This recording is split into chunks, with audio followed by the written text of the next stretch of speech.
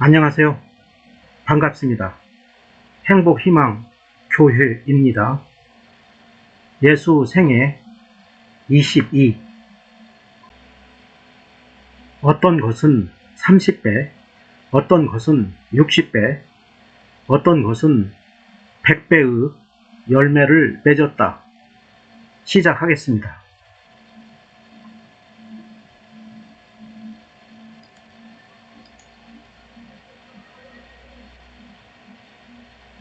몇몇 율법학자들과 바리새파 사람들이 예수님께 말했습니다. 선생님, 우리에게 증거를 보여주십시오. 예수님께서 대답하셨습니다. 악하고 죄 많은 이 세대가 증거를 보여달라고 한다. 그러나 예언자 요나의 증거 외에는 보여줄 것이 없다. 요나가 3일 낮, 3일 밤 동안 꼬박 커다란 물고기 배 속에 있었듯이 인자도 3일 낮, 3일 밤 동안 땅 속에 있을 것이다.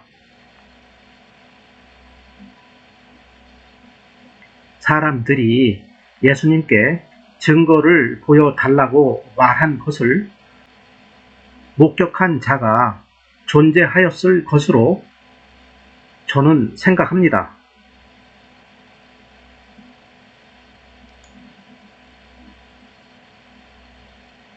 니느웨 사람들에게 요나가 증거가 된 것처럼 인자도 이 세대에게 증거가 될 것이다.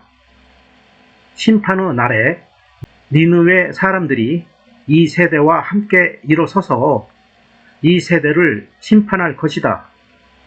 왜냐하면 그들은 요나의 전도를 듣고 회개했기 때문이다. 보아라, 요나보다 더 큰 이가 여기 있다. 심판의 날에 남쪽 나라의 여왕이 이 세대와 함께 일어서서 이 세대를 심판할 것이다. 왜냐하면 그 여왕은 솔로몬에게 지혜를 들으려고 땅 끝에서부터 왔기 때문이다. 보아라, 솔로몬보다 더 큰 이가 여기 있다.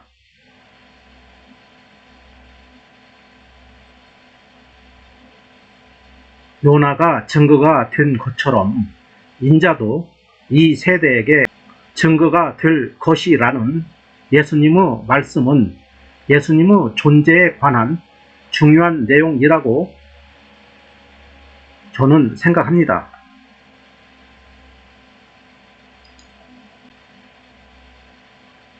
더러운 영이 어떤 사람에게서 나와 쉴 곳을 찾아 물이 없는 곳에서 헤맸으나 찾지 못하고 이렇게 말했다. 내가 나왔던 집으로 다시 돌아가야겠다. 돌아와 보니 그 집이 여전히 비어 있을 뿐만 아니라 깨끗이 청소되고 정리되어 있는 것을 알았다.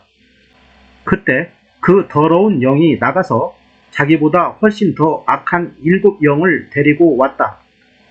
그 영들 모두 그 사람에게 들어가 살게 되어 그 사람의 나중 상태가 처음보다 훨씬 더 나쁘게 되었다. 이 악한 세대도 이렇게 될 것이다.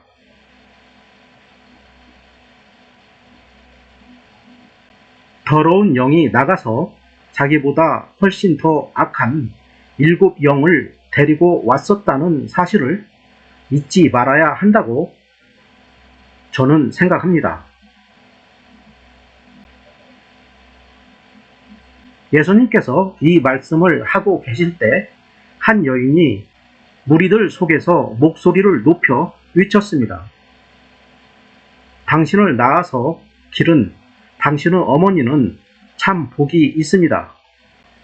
예수님께서는 오히려 하나님의 말씀을 듣고 지키는 사람이 복이 있는 사람이다 라고 말씀하셨습니다. 예수님의 어머니와 형제들이 예수님께 왔습니다. 그러나 많은 사람들 때문에 예수님께 가까이 갈 수 없었습니다. 그들은 밖에 서서 사람을 보내 예수님을 불렀습니다. 하나님의 말씀을 듣고 지키는 사람이 복이 있는 사람이라는 예수님의 말씀은 매우 소중한 가르침이라고 저는 생각합니다.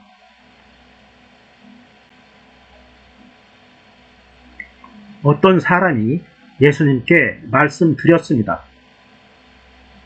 선생님의 어머니와 형제들이 밖에 서서 선생님을 찾고 있습니다. 예수님께서 그 말을 전해준 사람에게 대답하셨습니다. 누가 나의 어머니이고 누가 나의 형제들이냐? 그리고 나서 제자들을 가리키면서 말씀하셨습니다. 보아라, 내 어머니와 내 형제들이다. 누구든지 하늘에 계신 나의 아버지의 뜻을 행하는 사람이 내 형제요, 자매요, 어머니이다.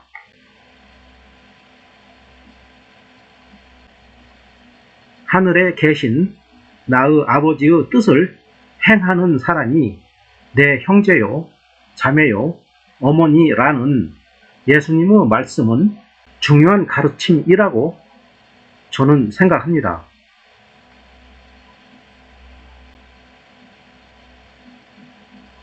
예수님께서 다시 호숫가에서 가르치시기 시작하셨습니다. 수많은 사람들이 예수님 주위로 모여들어서 예수님께서는 호수에서 배에 올라타 앉으셨습니다. 사람들은 호수 주변에 있었습니다. 예수님께서 비유를 통해 많은 것을 사람들에게 가르치셨습니다. 가르치는 중에 예수님께서 말씀하셨습니다.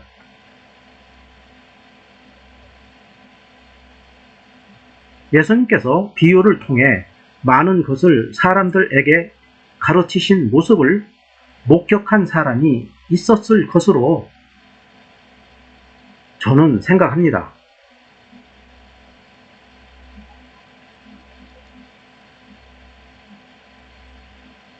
들어라, 한 농부가 씨를 뿌리러 나갔다. 농부가 씨를 뿌리는데 어떤 씨는 길가에 떨어졌다. 그러자 새들이 와서 씨를 모두 먹어버렸다. 어떤 씨는 흙이 거의 없는 돌무더기에 떨어져 곧 자랐으나 땅이 깊지 않았다. 해가 돋자 싹이 말랐고 뿌리가 없어서 시들어 버렸다. 또 다른 씨는 가시덤불 속에 떨어졌다. 가시가 자라서 싹이 자라지 못하게 했기 때문에 싹은 열매를 맺지 못했다. 또 다른 씨는 좋은 땅에 떨어졌다. 싹이 나고 자라서 열매를 맺어 어떤 것은 30배, 어떤 것은 60배, 어떤 것은 100배의 열매를 맺었다. 예수님께서 들을 귀 있는 자여 들어라 하고 말씀하셨습니다.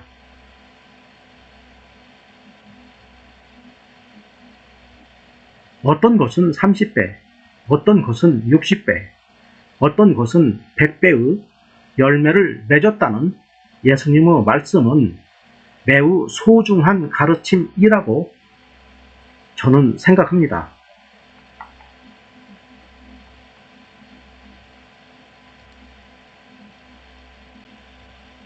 예수님께서 그들에게 또 다른 비유로 말씀하셨습니다.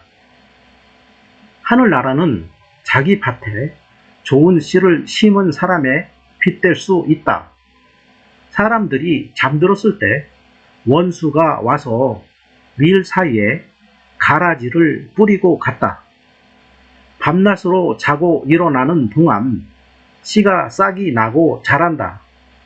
사람은 그것이 어떻게 자라는지를 알지 못한다. 땅은 저절로 열매를 맺게 한다. 먼저 싹이 나고 다음에는 이삭이 나오고 마침내 나달이 여문다.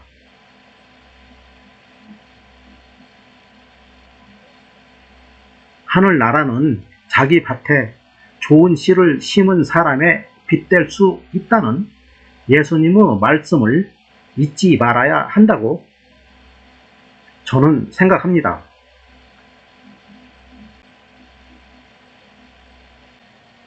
밀이 자라서 나달이 익을 때에 가라지도 보였다. 주인의 종들이 와서 말했다. 주인님, 밭에 좋은 씨를 뿌리지 않았습니까? 그런데 어디서 이런 가라지가 나왔을까요? 주인이 대답했다. 원수가 그랬구나. 종들이 주인에게 물었다. 저희가 가서 가라지를 다 뽑아 버릴까요? 주인이 대답했다. 아니다. 너희가 가라지를 뽑을 때에 밀도 함께 뽑힐라. 추수할 때까지 함께 자라게 놔두어라. 추수할 때 내가 일꾼들에게 먼저 가라지를 거두어 묶어서 불에 태우고 밀은 거두어 곶간에 쌓으라고 하겠다.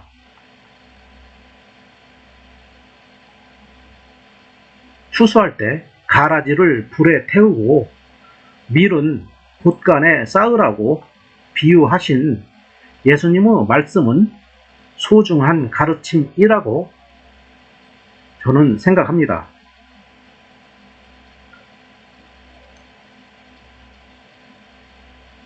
예수님께서 또 다른 비유를 그들에게 말씀해 주셨습니다. 하늘나라는 마치 겨자씨와 같다. 어떤 사람이 겨자씨를 가져다가 자기 밭에 심었다. 이 씨는 다른 어떤 씨보다도 작다. 그런데 이것이 완전히 자라면 다른 어떤 밭 작물보다 더 크게 자란다. 그러면 하늘의 새들이 와서 그 가지에 둥지를 틀 수 있게 된다.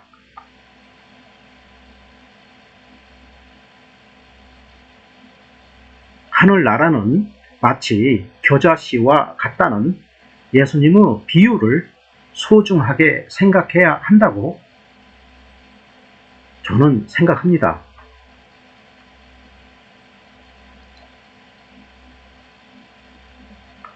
예수님께서 또 다른 비유를 그들에게 말씀해 주셨습니다. 하늘나라는 누룩에 빗댈 수 있다. 여자가 누룩을 가져다가 밀가루 3포대에 섞어 넣었더니 반죽이 부풀어 올랐다.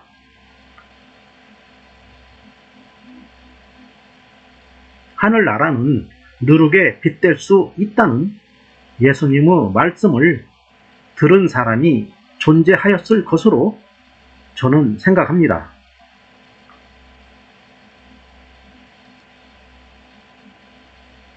예수 생애 23에서 계속됩니다.